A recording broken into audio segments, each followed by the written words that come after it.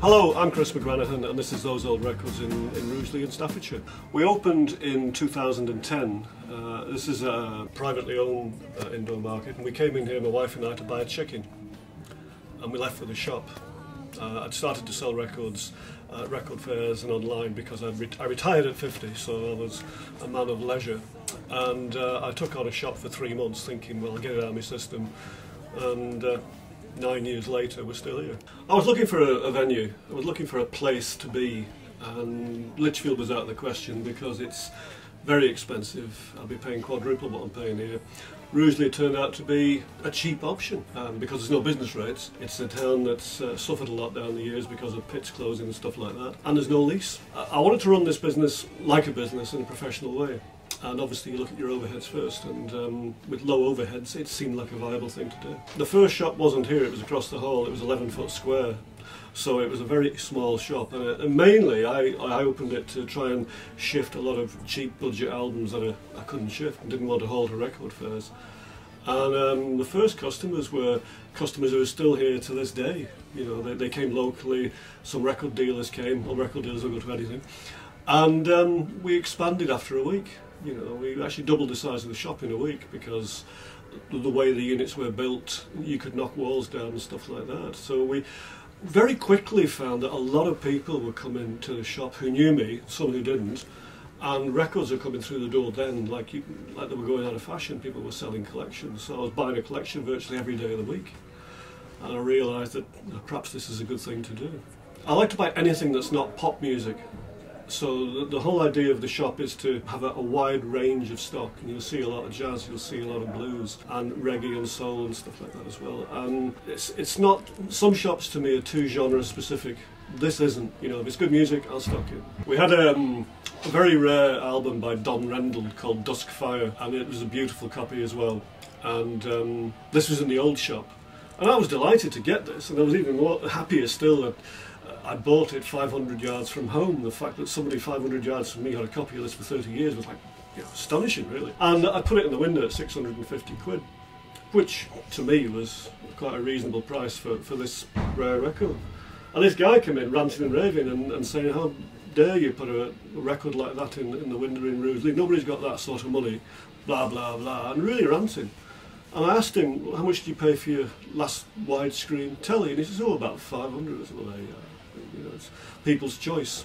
It's people's choice. But he didn't like it. I think the shop became a bit of a shock to some people, and I was a little bit naive in putting rare and expensive records in the window. I don't do it now. I put it in leave them in the shop. Everybody assumes that records are valuable, and that's the joy of the internet. You know, you see a Beatles record for £1,000 and you think, well, I've got one of them, but it's a 7th reissue and it's knackered. That's common practice. Everybody reckons things are worth more, or the older it is, the more expensive it is. The person's died, so it's got to be expensive. It doesn't work like that at all. Well, I don't think that records ever went away, and the love of records ever went away. I just don't get that at all. And people say to you, oh, it's all coming back, you know. In fact, we had a badge done that said it's all coming back, you know, just to give to people. It never went away. It never went away to the customers that come here. There are some people who are converts, but fundamentally it is people, the customer base are people who have always been at it, have always been into it. And yeah, you get new people, but it never really went away. It's just creating a place like this panders to that need. Especially, you know, we're a high-end shop. We're not a cheap shop, we're a high-end shop. And we get some customers with very deep pockets who are delighted to part their money for expensive records. We do sell online, but everything that's online is here. Online is in here. There's nothing under the counter. There's no rare northern soul underneath here, or reggae, or anything like that. It's here, and if I've got it, and that's it. And that's, to me, is a very important part of any business, is that you don't segregate your customer base. You don't say, well, that's for the shop, that's rubbish, this is good stuff, I'll keep that online. That's a nonsense. And far too many record shops do that. I will go a long, long way for good records and put the effort in and put the money into advertising. I travel probably further than most people do. North of Scotland, north of France, and didn't get to Ireland, but almost managed to get to Ireland. A lot of people don't go this, some of us do. Peter Parker's Rock and Roll Club played in the shop, the old shop. By that stage we were an L-shaped shop. We had 3 units in an L shape, and they played in 2013, and it was brilliant. I mean, I was very nervous about having live music in the shop because it's Rugeley and it was a different setup. But there were people dancing up and down the aisles, and I said to Peter after the gig, "What are you doing with this music?" And he said, "Well, nothing, we've recorded it." And in one of those mad moments that you have in life, I said, "Well, why don't I start a record label and put it out?" And we did. We've released 5 records, 2 albums and 3 singles by Peter Parker's Rock and Roll Club, an album by Sarah Gillespie, it's a jazz folk blues, got played on Radio 3, which is quite nice. 2 singles, one by Spell, one by John Williams, which came up as part of a record collection I bought. They were acetates, and the Spell recordings were the only recordings he ever made, and they had great reviews in Record Collector, Shindig, that sort of thing.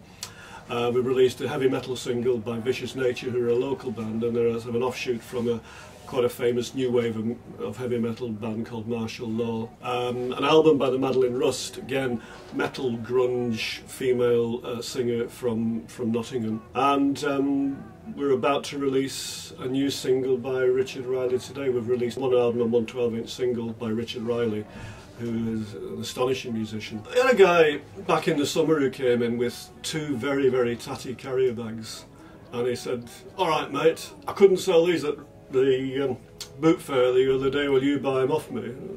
Turned him out.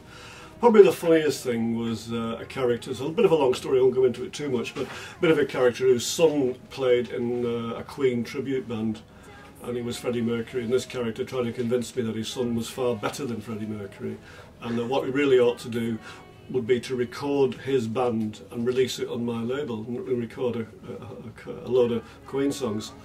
And I asked him to leave the shop, and then he got followed up by a round of applause by all the customers who were in the shop at the time, because there's one thing I hate in life, and that is tribute bands of any sort.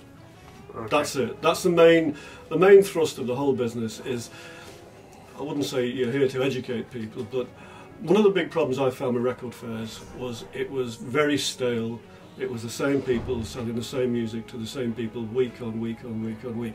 And for new music to break through, you're never going to do it at a record fair, and that was quite frustrating. So, the label I started to put out new and interesting music to people, whether they buy it or not, it's up to them. And in the same way, the shop is to expose, if you like, people to different music. That it's not the same old, same old. You'll come in here and you'll hear something different every day. I like to challenge people. I like to get them to listen to something different, and sometimes it pays off and sometimes it doesn't. But a mission statement, listen to something different.